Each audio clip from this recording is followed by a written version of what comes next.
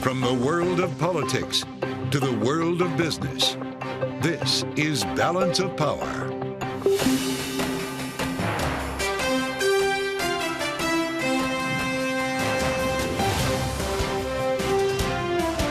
Live from Washington, D.C. From Bloomberg's Washington, D.C. studios to our TV and radio audiences worldwide, welcome to Balance of Power. Alongside Kaylee Lyons, I'm Joe Matthew. Robert Hur faces the House. The special counsel who investigated President Biden's handling of classified documents, commenting on his memory but not charging him with the crime, defends himself before a critical Judiciary Committee. I knew that for my decision to be credible, I could not simply announce that I recommended no criminal charges and leave it at that. I needed to explain why. As aid for Ukraine remains stalled in Congress, we speak to the president of one of Ukraine's closest neighbors.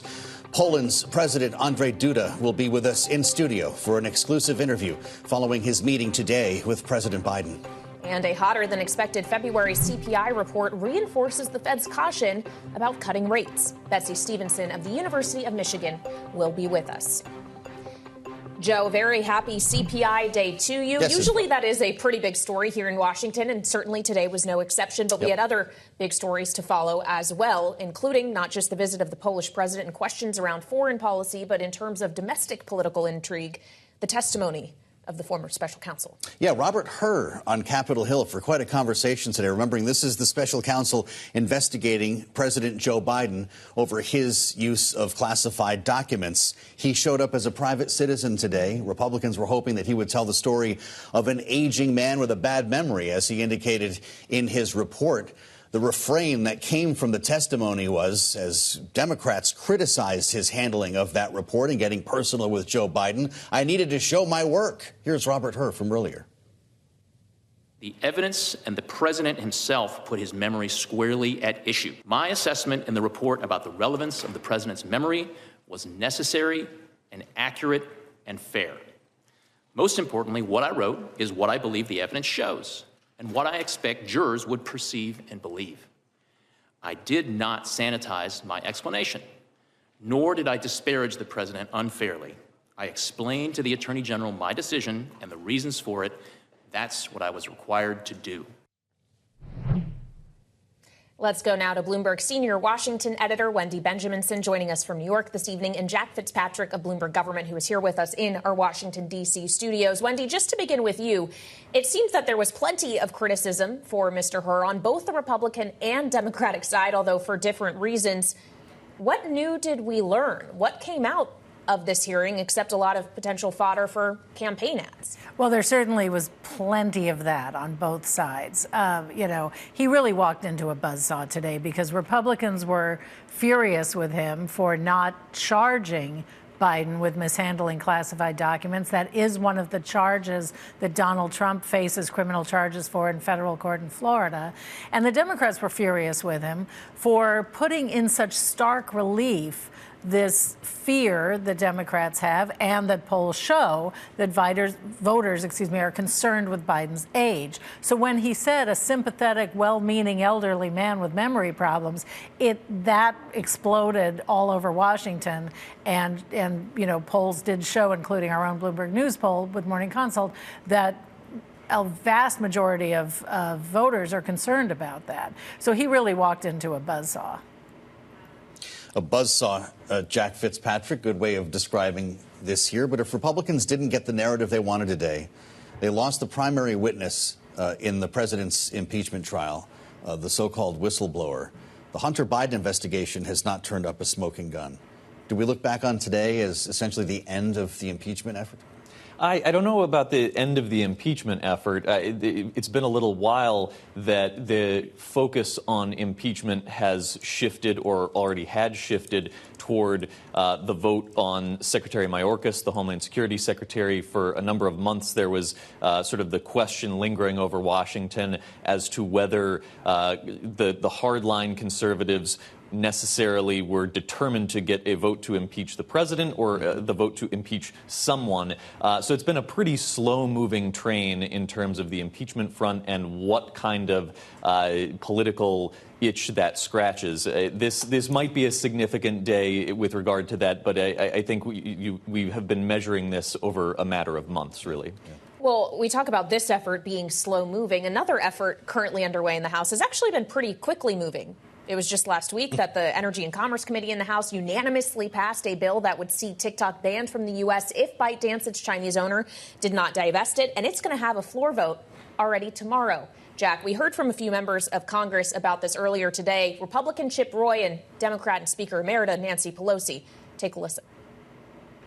What we continue to hear are the threats being posed to Americans by the Chinese Communist Party through, in this case, companies, in this case more specifically TikTok, who are, heavily owned by the Chinese Communist Party in the form of ByteDance. The main thing, though, is we want TikTok to exist. We're not there to ban it. I've said we want to make it tic-tac-toe. We want to make it something that is not a fearful social media platform, but one that is very positive. And in order to do that, we have to see the divesting of it from the Chinese government. So I don't know if we should start calling this the tic-tac-toe bill, Jack, but it seems likely it's going to pass in the House, right? The Senate is just a very different question. Yeah, the House, it was a 50-0 vote in committee. That's almost a fourth of the votes you need to pass it in the House. You see some strange political bedfellows there when you hear similar sentiments from Nancy Pelosi and Chip Roy.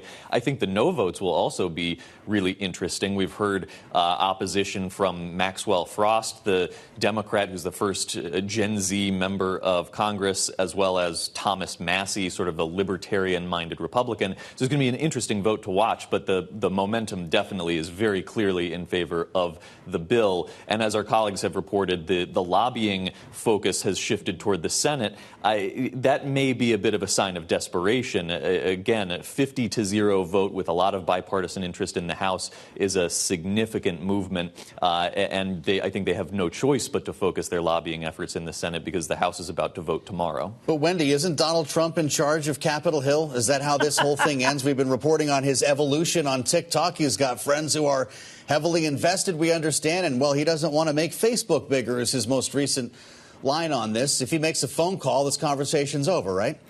Well, that's what you would think, right? That's what he did with the border bill. He said he didn't want it. It died. In this case, Congress seems to be proceeding without him in a way. You're absolutely right, Joe. There is reporting at least that Jeff Yass, who is president of Club for Growth, which is a Republican kingmaker sort of organization, and this individual has a large stake in TikTok, sort of was trying to talk Trump out of being in favor of this. He may be going for the youth vote. He's afraid of Zuckerberg, the president or CEO of Facebook, getting any boost from it. But in this case, strangely, Republicans in the House and the Senate are sort of saying, no, let's make sure this TikTok divestiture happens. So if Donald Trump can't manipulate this one, it'll be a first. Well, as we think about Republicans in the House, it's worth noting that their numbers are about to get smaller because, Jack, today, Congressman Ken Buck, the Republican from Colorado, who had already said he wasn't going to run for re-election, announced he's not even waiting until November. He is out of Congress at the end of next week. March 22nd will be his last day. And that GOP majority shrinks to almost an indiscernible amount. We're talking, what, 2 votes? Two-vote margin that Mike Johnson is going to have to work with going forward? At this point, as of next Friday, which coincidentally is the deadline to fund the government, so hopefully they don't mess up a vote on that, it will be 218 to 213. So it doesn't actually change the number of votes they can lose. It's still 2 votes. You still have a majority. 3 you don't. But it's 1 less Republican. So if there are tricky votes where it's a bit less predictable, maybe if we're talking about the discharge petition to bring up the foreign aid bill, it's just tougher for Republican leadership to manage it. By the way, there's a special election at the end of April to replace the Democrat Brian Higgins from New York, likely to be replaced by another Democrat. That would appear to, at least temporarily, take it down to a 1-vote majority for Republicans. So it is absolutely razor thin. Fascinating. And our thanks to both Jack Fitzpatrick and Wendy Benjaminson for getting us started here today on Balance of Power. We should note that nominating contests are happening today in Georgia, Hawaii, Mississippi, and Washington. Happy primary day. A total of 151 delegates at stake, pushing Donald Trump ever closer to the 1,250 and the 1,215 delegates he needs to be the presumptive nominee for the party. He currently has 1,078 delegates. Coming up, U.S. inflation coming in just over estimates in the month of February. We'll break it down with Betsey Stevenson at the University of Michigan next. This is Balance of Power, Bloomberg TV and radio.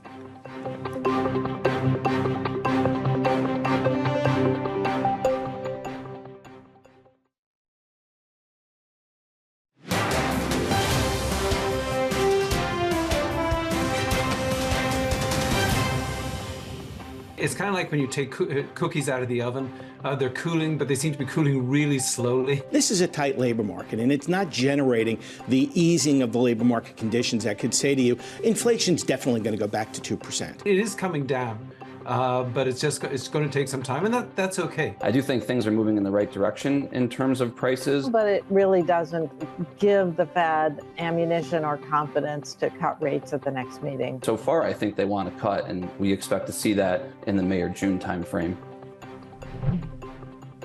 Investors and economists reacting to the latest U.S. inflation data, which showed prices rose slightly faster than expected in February. Joining us now to discuss is Betsey Stevenson, University of Michigan Public Policy and Economics professor, joining us from Australia this evening for us, morning for her. So good morning to you, Betsey. Thank you so much for being with us. When we take the stronger than expected non-farm payrolls number that we got on Friday, evidence still that the labor market is hanging in there pretty well, and data that suggests inflation is still stickier, not going down toward that 2% target as quickly as some may hope. What reason is there for the Federal Reserve to even be considering cutting interest rates at this point? Well, I'll stick with your direct question. What is the reason to think about cutting rates? And the reason is that inflation has actually come down quite a bit, which has meant that real interest rates are higher now than rates were when we had extremely high inflation, that's 7, 8, 9%. So that's the reason for them to think about cutting. Now, that said, I will tell you, what I've been saying for at least 6 months, maybe longer, is that it is going to be the hardest part of this is going to be bringing the last bit of inflation down, getting us back towards 2% instead of being in the 3s. And then the second is that the Fed is going to hold rates high longer than people expect. They've actually been telling us they were going to do this, so we should adjust our expectations and expect it. But I think that it was sort of hard for people to wrap their head around the idea of what it would mean to bring them up and hold. And what that means is holding longer than sort of traditional calculations would suggest they should hold, which means a period of very high real interest rates, which is where we are right now. So what does holding longer then mean, Betsey, for the labor market that has been so resilient through an historic series of increases? Does the Fed still risk destroying this job market? I think destroying is too harsh of a word. I think they can move pretty quickly. And there's no sign of a labor market that's even really fundamentally weakening, let alone being destroyed. I think what they have to worry about is what will it take to bring inflation down the rest of the way?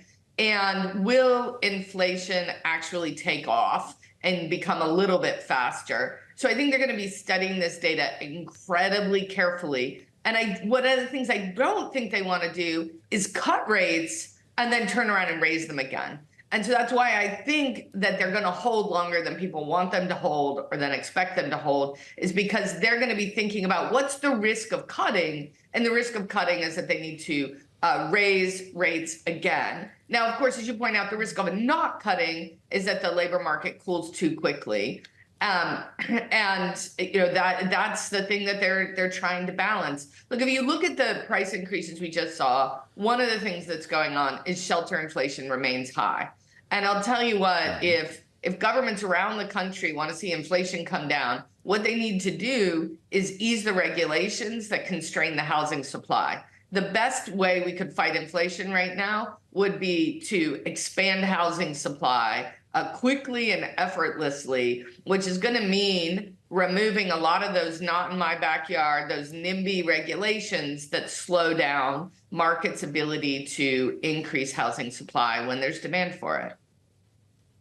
Of course, addressing housing and housing affordability is something that came up both in President Biden's State of the Union speech as well as in the budget that he presented yesterday, as did support for labor, for workers. And we actually caught up with the labor secretary, the acting one at least, Julie Su, here on Balance of Power yesterday, and asked her specifically about the wage gains we have seen for employees, including union members, and what that might mean for inflation. Take a listen.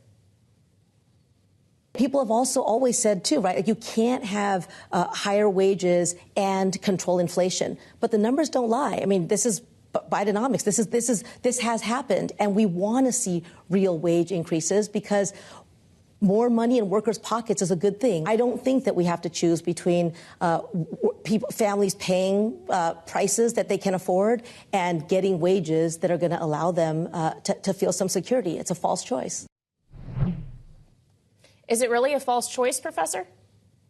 You know, there's some really important subtle things here to think about. One is that inflation is about a generalized rise in all prices. So if we were thinking about incomes, a generalized rise in all incomes. But we could have a change in who gets the income, relative income. And what we've seen is the wages in the bottom and the middle have risen relative to the wages at the top. That's a compression of wages, a reduction in inequality. That's not going to fuel inflation.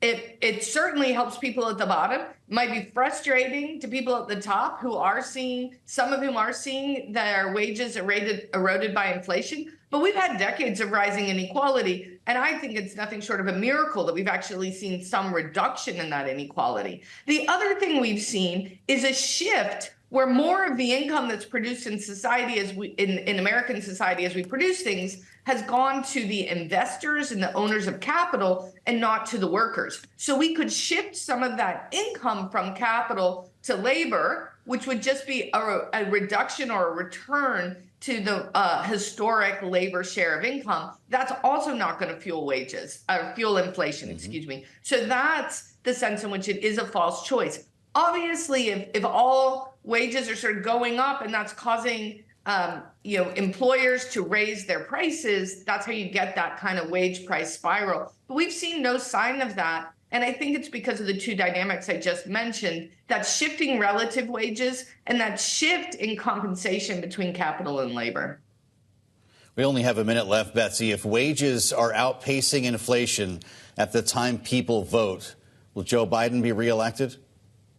You know, all the historic data says yes, but I have to tell you, these are not normal times. And so I'm not going to get into that prediction. I mean, obviously, he's delivered a really strong economy, but obviously people are still frustrated. I think they're frustrated about the fact that, they're facing higher interest rates, they're facing higher food prices, and they've just seen a period of, sort of decades of economic change that has been really unsettling for large groups of the population. And what we're going to need to see is, can Biden convince people who have felt unmoored that they can trust him to build an economy they can thrive in.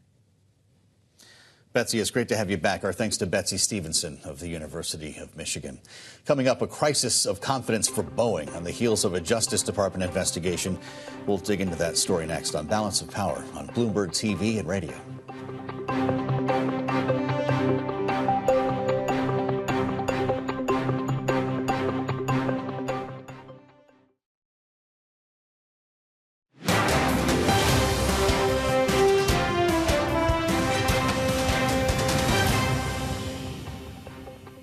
This is Balance of Power on Bloomberg TV and radio. I'm Joe Matthew alongside Kaylee Lyons in Washington.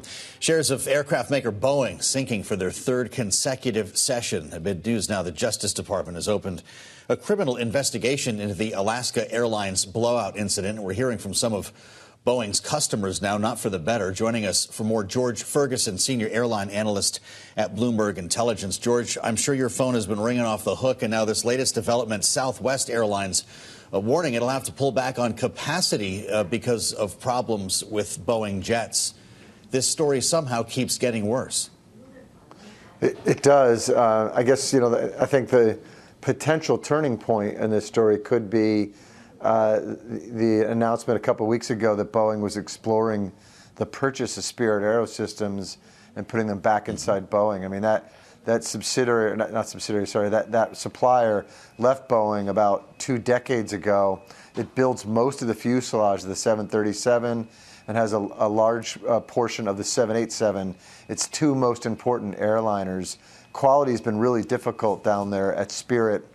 The FAA, the New York Times cited that the FAA had, it observed that it failed more than half the tests, or not so much tests, observations of proper procedures, when they did their inspections. And so I think that's just an indication that as Boeing gets in there, purchases that supplier, hopefully they can, fix the problems in their manufacturing business and stabilize that quality. Well, George, it becomes a question of how quickly they can do so and how far they could fall behind the other member of this duopoly, Airbus, in the interim. Boeing only handed over 27 airplanes in February. Airbus handed over 49. The gap in the value of these 2 stocks is the largest on record. Is Boeing's loss here all Airbus's gain? I mean, obviously they're very much challenged by this, but it's a duopoly, and so unfortunately for Airbus, they can only make so much hay out of this, right? So supply chains are very strained throughout the industry. Airbus clearly doing a better job keeping their supply chain healthy and supplying, but increasing more than a 10% amount of airplanes per year seems pretty difficult. And so I think, the challenge is Airbus is already sort of sold out for probably into the next decade for most airplanes. There may be bits and pieces of slots available before then. So they really can't go out to the, to the airlines and sell many more near-dated deliveries. If you're a Boeing customer, I think you still got to point at Boeing, work with Boeing, hope they get their act together so you can get airplanes. My guess is this could be another rough year for Boeing, but again, as they get Spirit in-house, if they get that deal done, which will have some nuances to it, it'd be difficult to put together, they could be back to building decent numbers next year and maintain their position in the duopoly over time. But it's rough right now. Well, yeah, and the outcome of this DOJ investigation now underway, still very much a question. George Ferguson of Bloomberg Intelligence, thank you so much for joining us this evening. We appreciate it. Now, still ahead, we'll be joined for an exclusive interview by the President of Poland, Andrzej Duda. He just left the White House after meeting with President Biden. That's next on Balance of Power on Bloomberg TV and radio.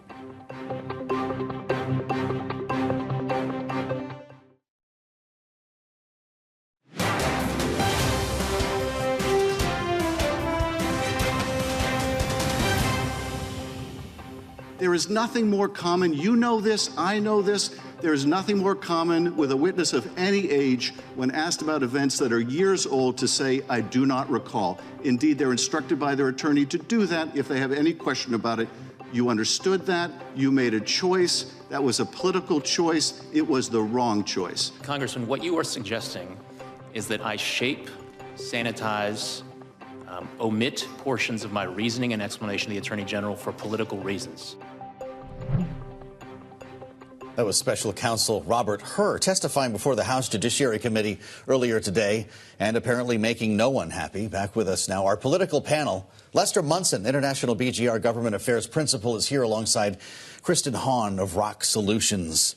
Lester, I don't know how much of this you had a chance to see. Republicans were hoping he would breathe life into this story of an aging man who means well but has no memory. They didn't quite get that. Democrats were looking for an opportunity to beat him up a little bit, and he made the point, I needed to show my work after being criticized for going there. Did he make that argument?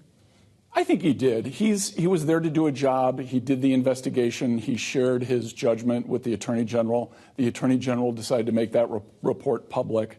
So I think Robert Hur acquitted himself quite well. And frankly, in this town, if both parties are mad at you, you're probably doing the right thing. Well, certainly we know President Biden, when his report was first released, was quite angry. In fact, he came out and did an impromptu press conference where he made that very clear. Do you think President Biden feels better or worse after hearing the reasoning and the testimony of the special counsel today and the transcript being released that really shows the nuances of their interaction beyond what was just in the summarized report? Well, and I think, putting out the transcript is ultimately helpful to the president because, it gives the fuller picture of this. And I think that Congressman Schiff's line of questioning ultimately was very helpful as well because he's saying you made a judgment call. You had to have known this was going to be made public.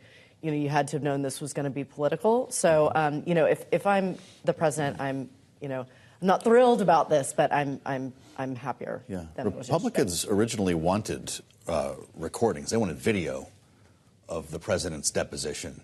Do they deserve to see that? I don't see why not. If we're going to make everything public, let's make everything public and let's let people judge. Frankly, I think it's better for the president to get beyond this and move on to the campaign. He showed some vigor at the State of the Union address. If he can keep showing that for the next few weeks, that's going to make a lot of this fall by the wayside.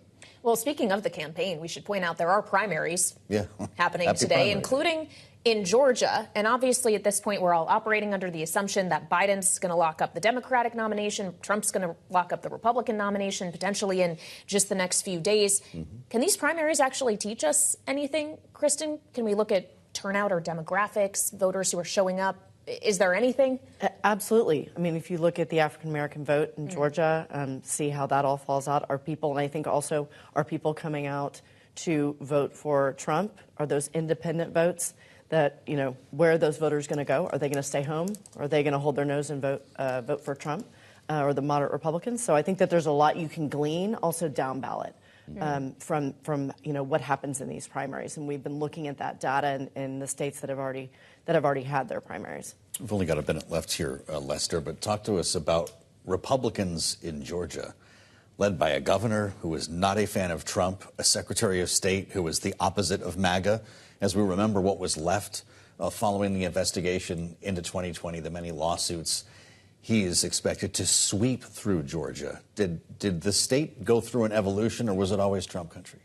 It's going to be such a wonderful, if you're a political junkie, it's going to be great to watch Georgia this year and see what happens there. It is very much going to be kind of ground zero. Think of how many Republicans left that blank on the ballot. Yeah, this is going to be a real test for Trump. Can he expand beyond his hardcore base and reach out to those skeptical Republicans and middle-of-the-roaders to be able to win this thing? I think it's going to be real hard for him to do that. And, of course, he'll be doing it with a new RNC body. Lara Trump, his daughter-in-law, and Whatley are now in place as chair and co-chair, and they're laying off a bunch of people as well. That made news in the last day. Kristen Hahn and Lester Mustin, thank you so much for joining us. And stay tuned, because coming up, we'll have an exclusive conversation with the president of Poland, Andrzej Duda. That's next on Balance of Power on Bloomberg TV and radio.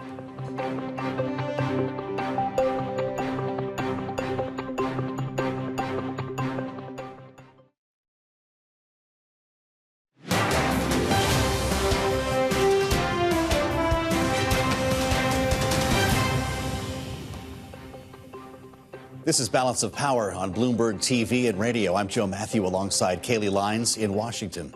The White House is offering $300 million in military assistance to Ukraine, even as a broader package of aid is stalled in the House of Representatives. That assistance announced today includes anti-armor and anti-aircraft weapons, according to senior defense officials. Joining us now is the president of Poland, Andrzej Duda. Mr. President, it's great to see you today in Washington. Thank you for coming to talk to us on Bloomberg.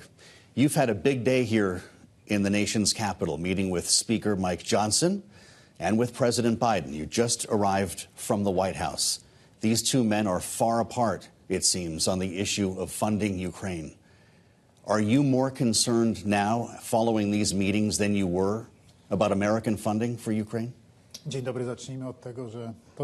afternoon. Let me start by saying that indeed this is a very important day for us, for Poland.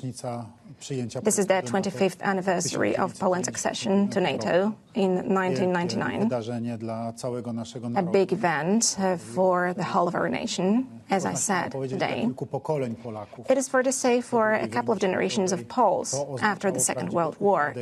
That meant a real fall of the Iron Curtain. It meant our full entry to the political community of the West. We have always stressed that culturally we have always been part of the West, but thanks to that, thanks to the support of the United States, which we always stress very strongly. Also thanks to the determination of the Polish Americans who gave their strong support to their homeland over the ocean. Poland has been part of NATO for 25 years now, and today, indeed, this has been a very important day to me. Mr. President Joe Biden invited myself and Prime Minister Tusk and the Polish delegation to the White House on the occasion of the 25th anniversary, and we had a very important meeting. But before that, I was invited to the Congress, where I met with representatives of the Senate and the House of Representatives, and indeed, we had a conversation about important matters connected with security today. We talked about the security after 25 years of our membership in NATO, but also we talked about security through the lens of Russian aggression in Ukraine. This is a leading topic today. Today, I raise these subjects as a neighbor to Ukraine, as the country who is close by. I am the one who is able to follow the developments there firsthand, and that is the picture I gave today, both to senators as well as to the members of the House. I described in details how we see the situation and what Ukraine needs today to make sure that Putin does not win the war, because this is the most important thing to us. Putin, Russia, must not win this war, and we are taking full responsibility for our words. This results from our experience, also from our history. We are the nation who was enslaved by Russia several times. If Russia wins the war in Ukraine, if Putin wins the war in Ukraine, he will attack one more time. He will attack other states, because this is Russian imperialism reborn, and it is greedy. It will be willing to attack further. That is why it has to be stopped. It has to be blocked, and it has to be punished. And this is the most important task that is facing the community of the West today, and this community is led by the United States of America. So, Mr. President, essentially was your message that if the U.S. Congress fails to provide additional support to Ukraine, not only could they be harming Ukraine's war effort, but potentially harming Ukraine's neighbors, such as Poland? Powtarzam jeszcze raz. Let me repeat once again. It is necessary to make sure that Russia, that Putin, does not win this war. He has to be stopped. And the only way that we can see today to do that, without getting involved directly in the war, without the need to send soldiers to fight, is support with equipment, with state-of-the-art possible armaments given to Ukraine, financial support to Ukraine. And that is today I really made an appeal to look at that, because that is the only precondition today. And I said very clearly, both to the Speaker of the Senate and to the Speaker of the House of Representatives, also to the leaders of the minorities attending the meetings. I told them today Putin can be stopped at a cheap price, because only by providing equipment and money, if one has to send troops against Russia, because if Russia keeps attacking, because Russia might want to expand its empire further on, then this price will be very high indeed. So today, one can stop Russia at a cheap price by sending military equipment, by sending money, and by supporting Ukraine, who is defending herself today. In this way, one can stop imperialism and provide peace in Europe and across the globe at a relatively low price. America has had its terrible experiences in this respect as well. I recalled the First World War, the Second World War, how many hundred thousands of American soldiers, of young boys, fathers and sons perished, and their graves are there in Western European countries. The fact that Western Europe was free and was able to develop itself for so many decades, that was a big support from America. That support came when Europe was crashing under the burden of war. Then Americans drew lessons, drew conclusions from that. And then they started the Cold War. But the Cold War meant precisely not to fight. Nobody was dying. Money was spent. American soldiers were deployed, but not to fight, but to guard their security. Americans kept investing in weapons. They transferred weapons to Europe to make sure that there is strength so that Russia would not dare attack. And today, exactly the same thing has to be done. In order to stop the war, weapon has to be sent, money has to be spent, only money. We do not have to put people's lives at risk today. This is fundamentally important because there is no price tag on human life. So any financial amount pays off if compared to the situation where soldiers would have to be engaged in fight. And that is what I appealed, what I urged today to do, to help Ukraine.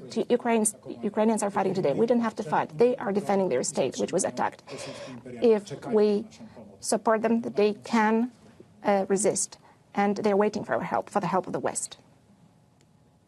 You believe you cannot win this effort. Ukraine cannot win this war without NATO. And you were proposing that NATO members increase their contributions to 3% of their gross domestic product. We're a long way from getting every member to pay 2%, Mr. President. How do you make that happen?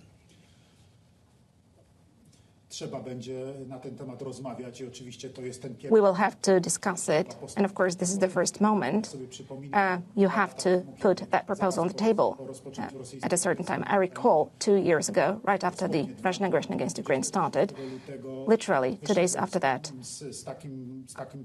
I made a proposal to the European leaders to send a letter to the President of the European Commission on opening a path of accession for Ukraine to the European Union, to grant the candidate status to Ukraine, to the European Union. And I called presidents of individual European member states.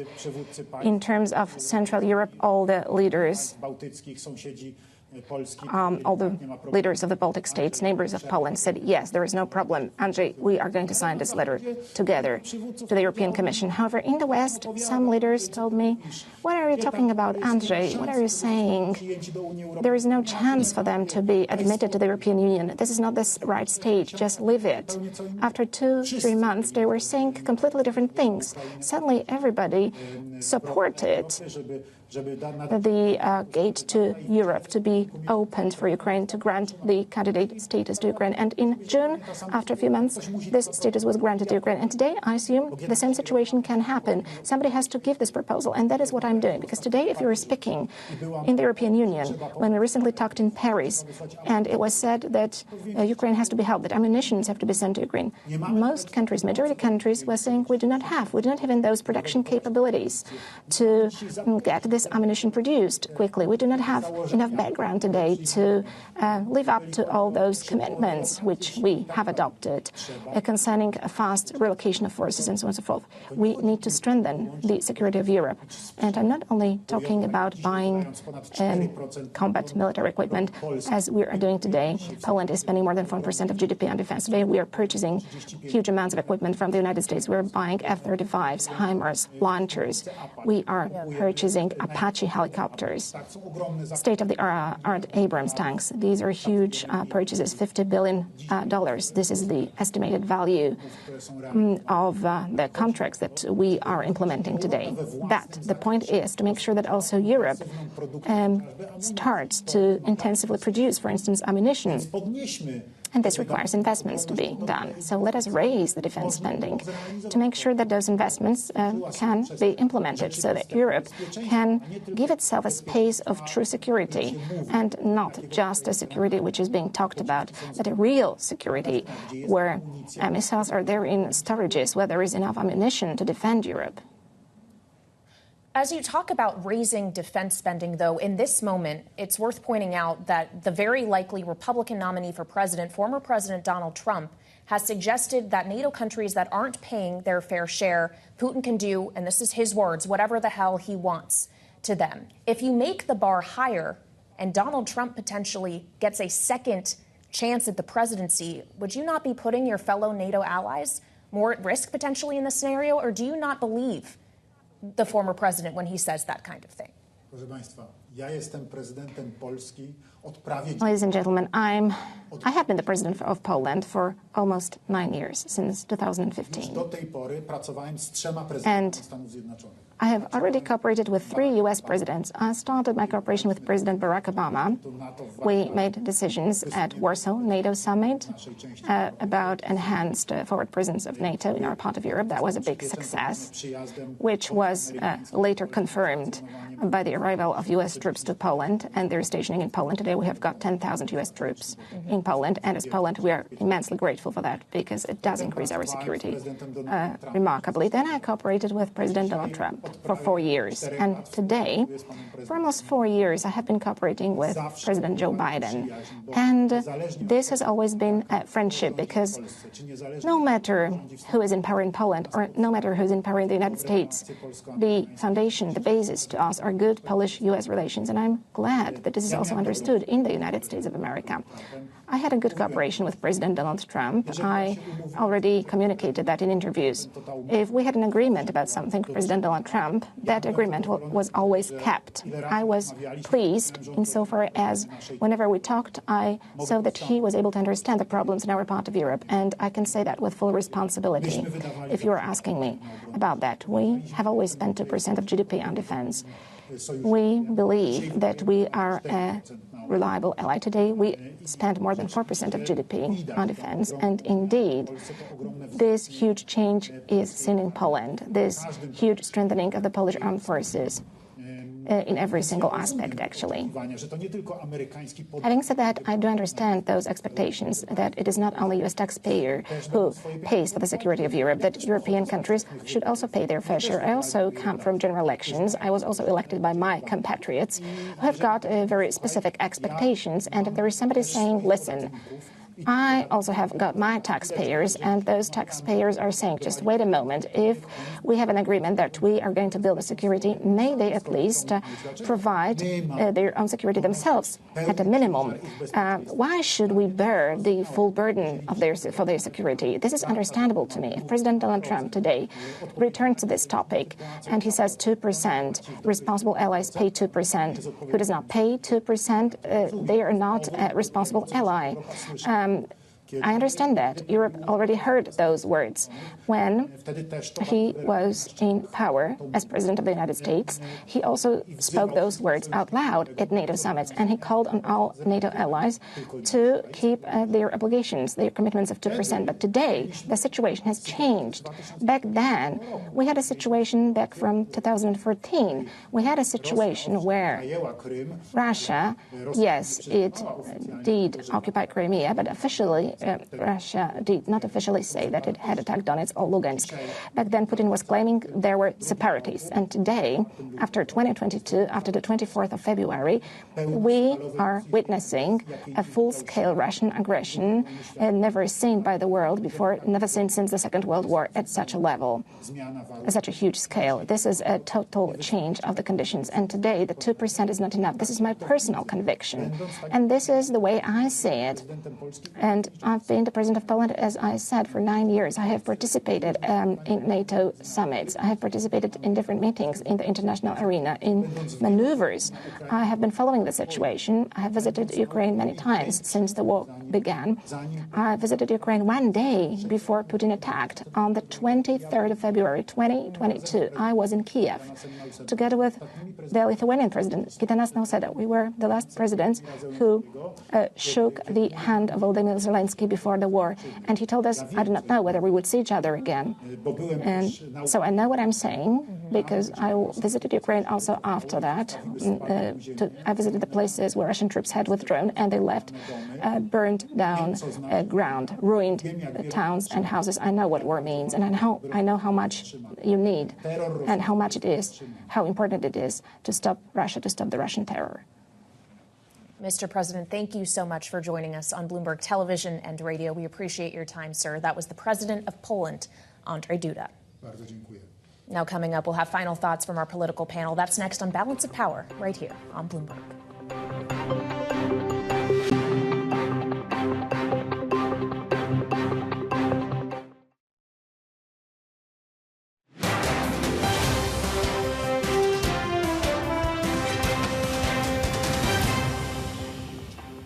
This is Balance of Power on Bloomberg TV and radio. We have final thoughts now with our political panel, Lester Munson and Kristen Hahn, fresh off of our interview with the Polish President Andrzej Duda, who is pleading the case here in Washington for Ukraine aid to pass. My question to both of you, do you think it will, Lester? I think it will. Duda is a terrific messenger. The Republicans are going to listen to him. The Heritage Foundation came out with a recommendation for some modest aid to Ukraine. That's going to help a little bit. It should be more than that. But I think this is the White House was smart to bring in Duda and have him talk to skeptical members of Congress. He's got a great message. Kristen? I hope so. I think you've got a lot of Republicans you're looking at who are even looking at discharge petitions, and I'm not saying that's going to happen, but there's a lot of support, overwhelming support in the House. So hopefully Mike Johnson listens to his conference. Must have been quite a meeting with the Speaker of the House. Absolutely. Today. Our thanks to Kristen Hahn and Lester Munson for being with us. And to you as well. Thanks for joining us on Balance of Power. We'll meet you back here tomorrow, myself and Kaylee, live from Washington, here on Bloomberg Radio and TV.